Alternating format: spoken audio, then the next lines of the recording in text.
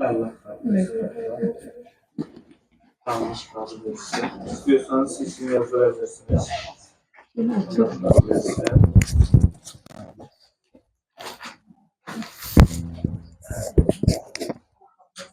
Allah hayırlısı.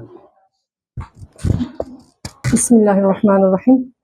Öncelikle bütün İslam ümmetinin mübarek Ramazan ayı bereketli, hayırlı bir şekilde geçmesini temenni ediyorum. Hayırda köprülük yapan Umut Kervanı'na da çok çok teşekkürlerimizi sunuyoruz. Biz Aksa tufanı başladığından beri Hüdapar olarak üstümüze düşeni yapmaya çalışıyoruz. Özellikle biz bayanlar olarak bizim görevlerimiz en başta Filistin'e dua etmek, infak yapmak, gündem oluşturmak, yapılan mitinglere, basın açıklamalarına katılmak, bunları yapmaya çalışıyoruz, ön ayak olmaya çalışıyoruz. Ve Filistin özgür olana kadar da inşallah biz bunu yapmaya devam edeceğiz.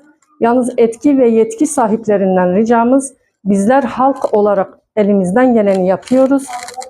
Onlar da kendi üzerlerine düşeni yapıp Filistin'e yardım ederek onur sahibi olmaya çalışsınlar. Hüdapar'ın meclise taşıdığı kanun teklifini bir an önce görüşmeye açsınlar.